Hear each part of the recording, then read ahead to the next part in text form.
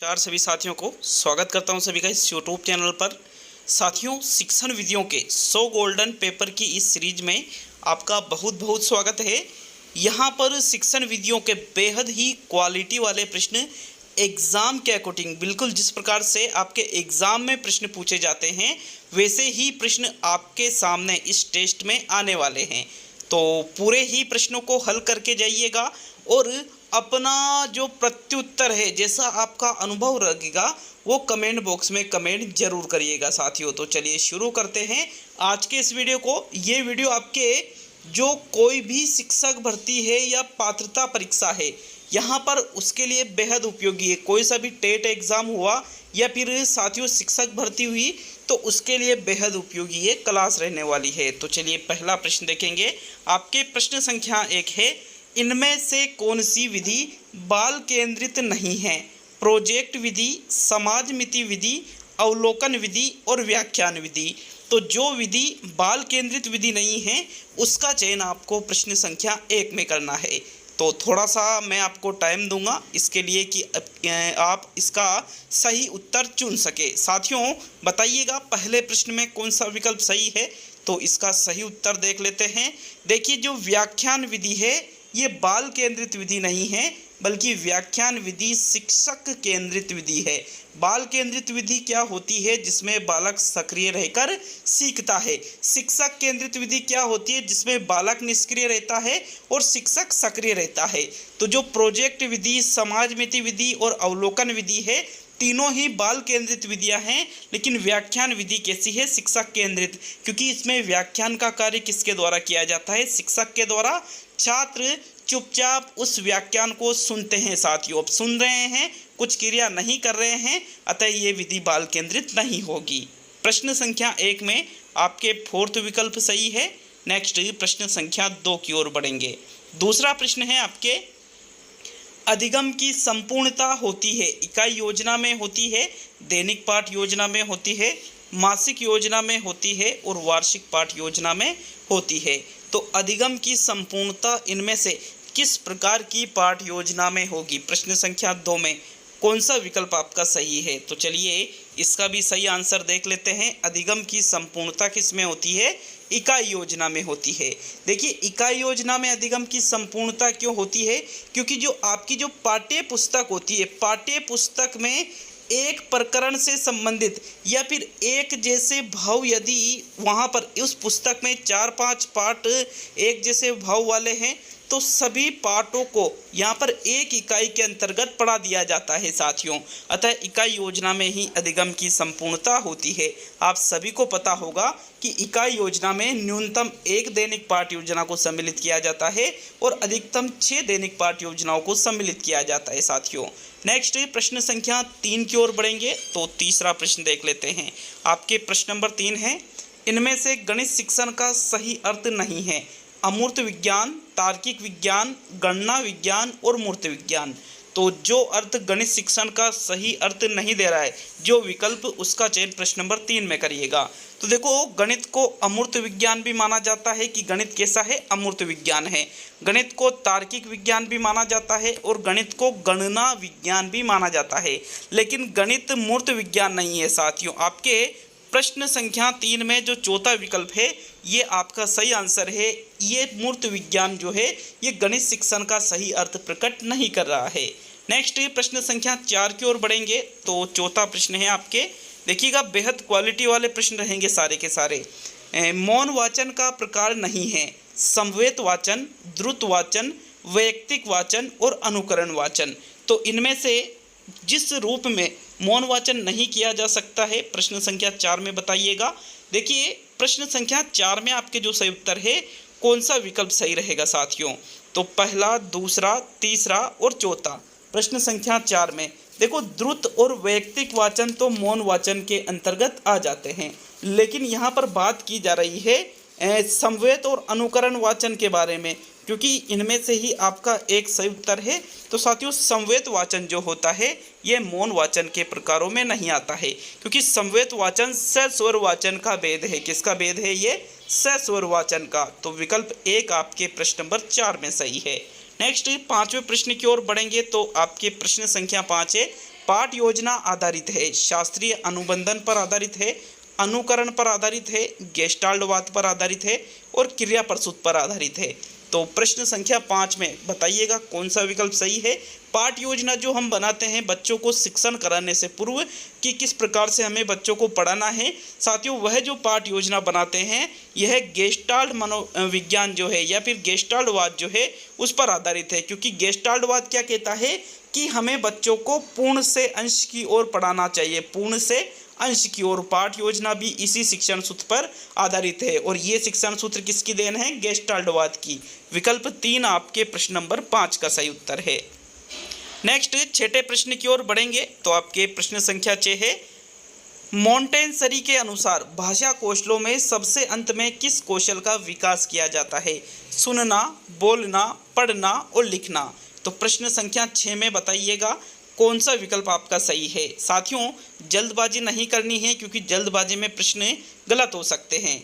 प्रश्न संख्या 6 में आपके जो सही उत्तर है वो रहेगा विकल्प नंबर 3 पढ़ना। अब पढ़ना क्यों रहेगा? क्योंकि मैडम मारिया मॉन्टेसरी ने जो भाषाई कौशल होते हैं 4, सुनना, बोलना, पढ़ना, लिखना। वैसे नॉर्मली तो लिखना सबसे बाद में आता है, लेकिन मॉन्टेसरी का क्या मानना है कि सुनना, बोलना और इसके बाद में लिखना और फिर पढ़ना, सबसे अंत में पठन कौशल का विकास करना चाहिए। पठन कौशल से पूर्व लेखन कौशल पर इन्होंने बल दिया है कि पहले लेखन कौशल सिखाओ और सबसे अंत में पठन कौशल सिखाओ। अतः विकल्प नंबर 3 आपके प्रश्न नंबर 6 का सही उत्तर है। नेक्स्ट प्रश्न नंबर 7 की ओर बढ़ते हैं तो 7वां प्रश्न है, पाठ योजना के प्रस्तुतिकरण पर बल दिया जाता है, मूल्यांकन पर, छात्र अधिगम अंतःक्रिया पर, पुनरावृत्ति पर और इनमें से कोई नहीं।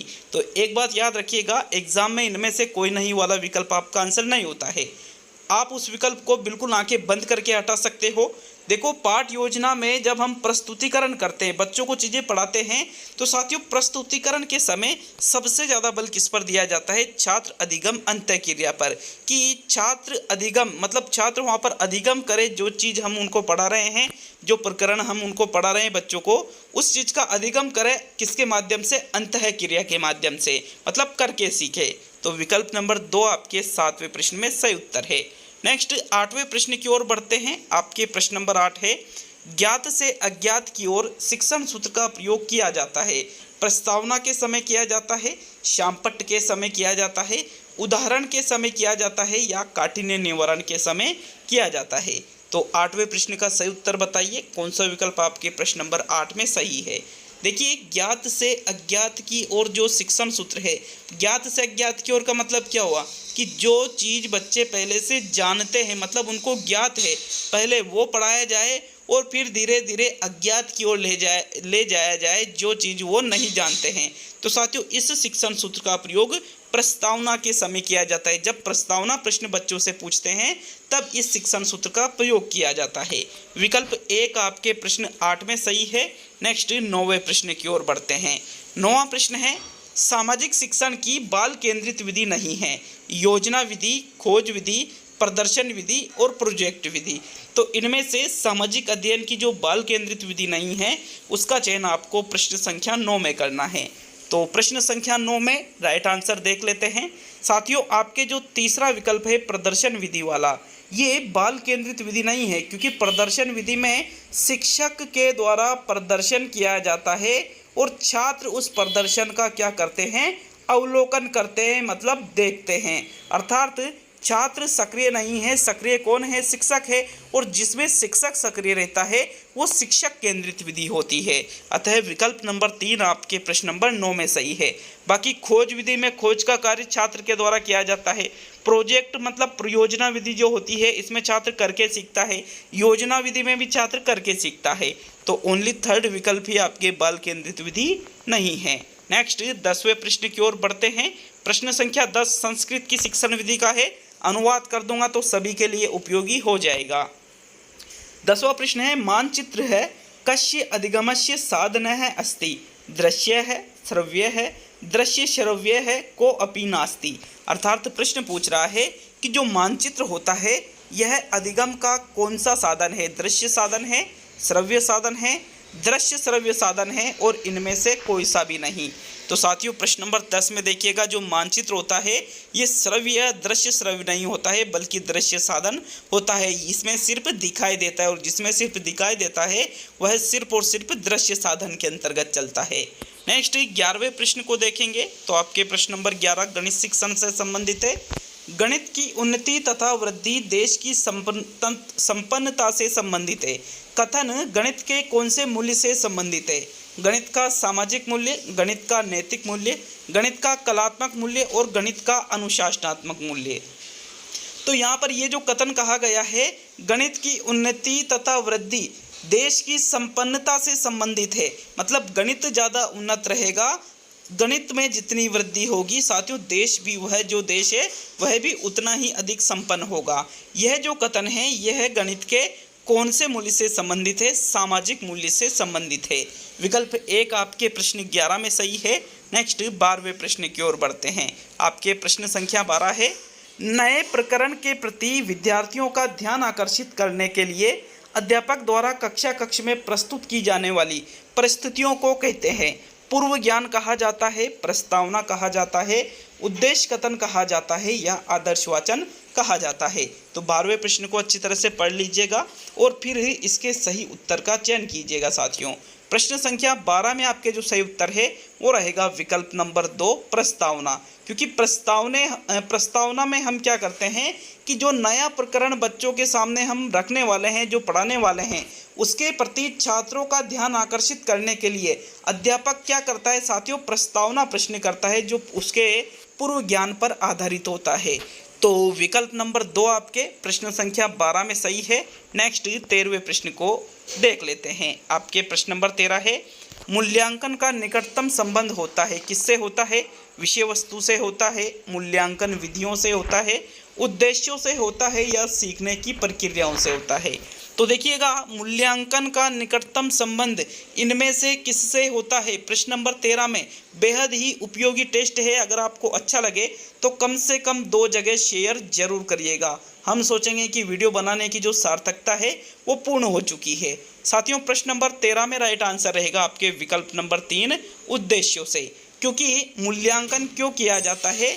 यह जांचने के लिए कि उद्देश्यों की प्राप्ति किस सीमा तक हुई है, इस हेतु ही मूल्यांकन किया जाता है। अतः मूल्यांकन का निकटतम संबंध भी किससे होगा? उद्देश्यों से होगा। विकल्प नंबर 3 आपके 13वें प्रश्न में सही है। नेक्स्ट प्रश्न नंबर 14 की ओर बढ़ते हैं। तो आपके 14वां प्रश्न है, सर्वाधिक प्रभावशाली शिक्षण सामग्री है अप्रक्षेपित सामग्री, प्रत्यक्ष अनुभव, प्रक्षेपित सामग्री और इनमें से कोई भी नहीं। तो जो इनमें से सर्वाधिक प्रभावशाली शिक्षण सामग्री है उसका चयन आपको प्रश्न संख्या 14 में करना है। वापस यहाँ पर जो चौथा विकल्प है कोई नहीं वाला, इसको तो आप हटा ही दो। देखिएगा, अगर जो यहाँ पर प्रत्यक्ष अनुभव विकल्प में नहीं होता तो प्रक्षेपित सामग्री आपका आंसर हो सकता था, लेकिन अगर ऐसे प्रश्न में सर्वाधिक प्रभावशाली शिक्षण सामग्री पूछी जाए और विकल्प में प्रत्यक्ष अनुभव हो तो आपको प्रत्यक्ष अनुभव ही सही करना है। और प्रत्यक्ष अनुभव विकल्प में नहीं है तो प्रक्षेपित, या फिर ये प्रक्षेपित की जगह अगर यहाँ पर श्रव्य दृश्य विकल्प में होता, श्रव्य जैसे मान लीजिए कि प्रश्न यही है और चौथा विकल्प है श्रव्य दृश्य, तो फिर साथियों हम सबसे पहला ऑप्शन प्रत्यक्ष अनुभव चुनते, दूसरा ऑप्शन हमारी सेकंड चॉइस श्रव्य दृश्य रहती और तीसरी चॉइस हमारी प्रक्षेपित रहती। याद रखिएगा इन चीज़ों को विशेष तौर पे। प्रत्यक्ष अनुभव यहाँ पर सर्वाधिक प्रभावशाली माना जाता है, क्योंकि बालक इसमें जो भी चीज़ें सीखता है बिल्कुल आँखों से देख करके, मतलब अवलोकन पर आधारित चीज़ें होती है। तो जैसे भ्रमण वगैरह है, तो ये प्रत्यक्ष अनुभव के उदाहरण है। विकल्प 2 आपके प्रश्न 14 में सही है। नेक्स्ट 15वें प्रश्न की ओर बढ़ेंगे। प्रश्न नंबर 15 है, वस्तुनिष्ठ परीक्षण की सर्वाधिक महत्वपूर्ण विशेषता है विश्वसनीयता, वैधता, वस्तुनिष्ठता और इनमें से सभी। तो जो ऑब्जेक्टिव टाइप के प्रश्न होते हैं इनकी सर्वाधिक महत्वपूर्ण विशेषता प्रश्न नंबर 15 में पूछा गया है। तो इसका सही आंसर है साथियों इनमें से सभी, चौथा विकल्प। क्यों है? क्योंकि जो वस्तुनिष्ठ परीक्षण होते हैं इनमें वैधता पाई जाती है, मतलब जिस उद्देश्य के लिए परीक्षण का निर्माण किया गया है उसकी उद्देश्य की पूर्ति ये करता है। वस्तुनिष्ठता पाई जाती है, मतलब इसका एक फिक्स आंसर होता है। विश्वसनीयता पाई जाती है इसमें। अतः विकल्प नंबर 4 ये सभी चीज़ें साथियों वस्तुनिष्ठ परीक्षण की महत्वपूर्ण विशेषताओं में सम्मिलित है, इसलिए सभी वाला चौथा विकल्प प्रश्न 15 में सही है। नेक्स्ट 16वें प्रश्न की ओर बढ़ेंगे। आपके प्रश्न नंबर 16 है, गणित विज्ञान है, स्थान का विज्ञान है, शिक्षा का विज्ञान है, गणनाओं का विज्ञान है और मानव जीवन का विज्ञान है। तो प्रश्न नंबर 16 में सही उत्तर बताइएगा, गणित इनमें से किसका विज्ञान है। देखिए, मानव जीवन का और शिक्षा का विज्ञान तो आप यहाँ से हटा सकते हो। आपके सामने दो विकल्प बच रहे हैं, स्थान का और गणनाओं का। तो इसमें जो सर्वश्रेष्ठ विकल्प है, हमें एग्जाम में क्या करना होता है, सर्वश्रेष्ठ विकल्प का चुनाव करना पड़ता है, क्योंकि आपको हो सकता है कि चारों भी विकल्प सही लगे, लेकिन हमें सर्वश्रेष्ठ विकल्प का चुनाव करना होता है। तो 16वें प्रश्न में जो राइट आंसर है, गणित किसका विज्ञान है, गणनाओं का विज्ञान है। साथियों, बिल्कुल एग्जाम के अकॉर्डिंग ये प्रश्न है, एग्जाम में इसी प्रकार से आपसे प्रश्न पूछे जाएंगे। तो थर्ड विकल्प आपके प्रश्न 16 में सही है। नेक्स्ट 17वें प्रश्न की ओर बढ़ते हैं। आपके प्रश्न नंबर 17 है, खेल विधि के जन्मदाता है, फ्रोबेल है, जॉन ड्यूवी है, किलपेट्रिक है और मैडम मारिया मोंटेसरी है। तो इनमें से जो खेल विधि के जन्मदाता है उसका चुनाव आपको प्रश्न नंबर 17 में करना है। साथियों, याद रखिएगा, खेल विधि के जनक अगर पूछा जाए, खेल विधि के जनक अगर आपसे प्रश्न में पूछा गया है तो आपका आंसर होगा हेनरी कोल्डवेल कुक। क्या होगा, हेनरी कोल्डवेल कुक खेल विधि के जनक है। लेकिन यहाँ पर हेनरी कोल्डवेल कुक तो विकल्प में नहीं है, तो आपका सही उत्तर रहेगा फ्रोबेल। अगस्टस फ्रेडरिक फ्रोबेल को खेल विधि का जन्मदाता माना जाता है। क्यों माना जाता है, क्योंकि इन्होंने अपनी शिक्षण विधि दी थी, इन्होंने किंडरगार्टन विधि, किंडरगार्टन विधि में सबसे पहले खेल विधि का प्रयोग किया था, खेल का प्रयोग किया था किंडरगार्टन विधि में। इसलिए खेल विधि का जन्मदाता कहीं आपको मिल सकता है फ्रोबेल।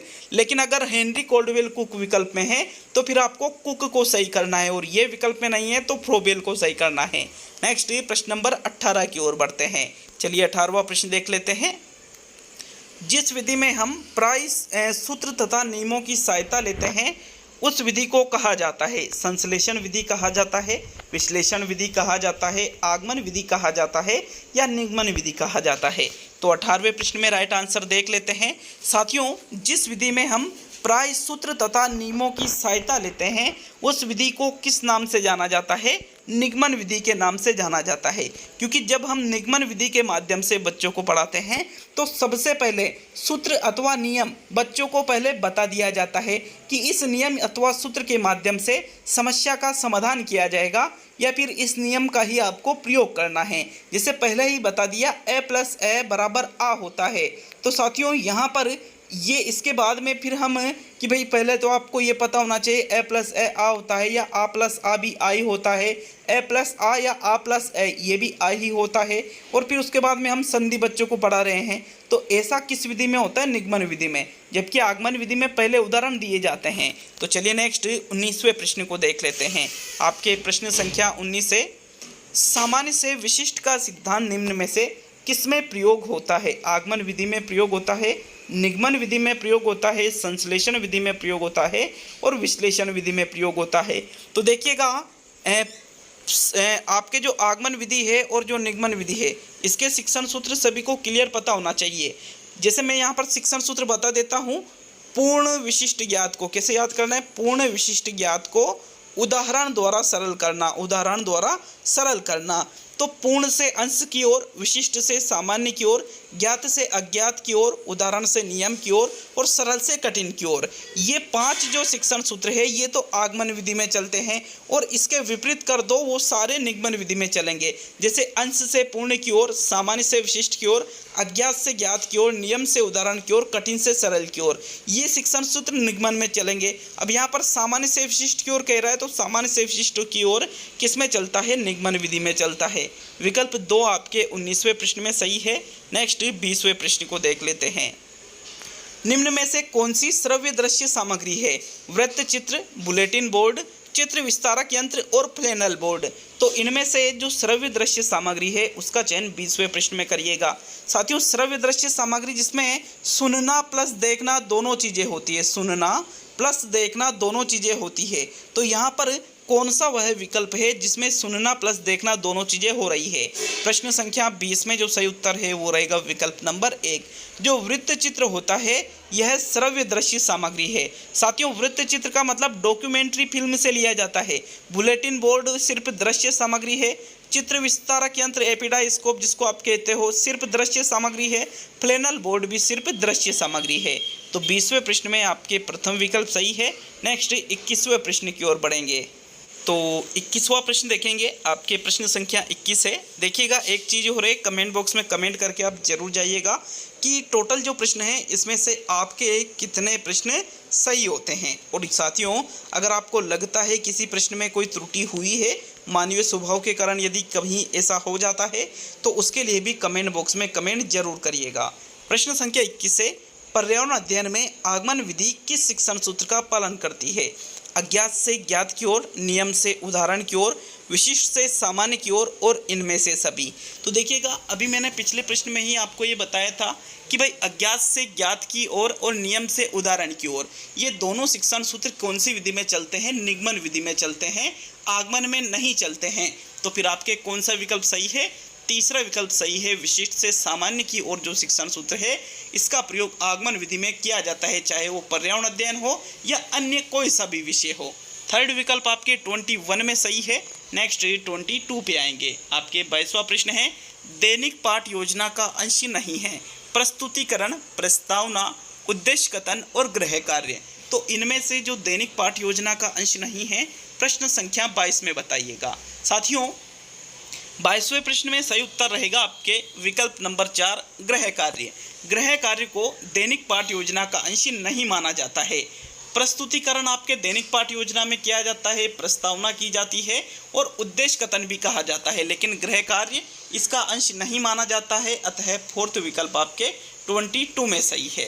नेक्स्ट प्रश्न नंबर 23 की ओर बढ़ेंगे। 100 टेस्टों की सीरीज है। अगर आप चैनल पर नए हो तो इसके पिछले टेस्ट वीडियो के लास्ट में एंड स्क्रीन में मैं लगा दूंगा पूरी प्लेलिस्ट, वहां पर क्लिक करके देख सकते हो। साथियों, प्रश्न संख्या 23 की ओर बढ़ते हैं। आपके 23वां प्रश्न है, प्राथमिक स्तर पर छात्रों को पर्यावरण की शिक्षा देनी चाहिए। व्याख्यान विधि द्वारा देनी चाहिए, खेल विधि द्वारा देनी चाहिए, खोज विधि द्वारा देना चाहिए और इनमें से कोई भी नहीं। तो 23 में चारों में से सही विकल्प का चुनाव कीजिएगा। कौन सा विकल्प आपके प्रश्न संख्या 23 में सही रहेगा?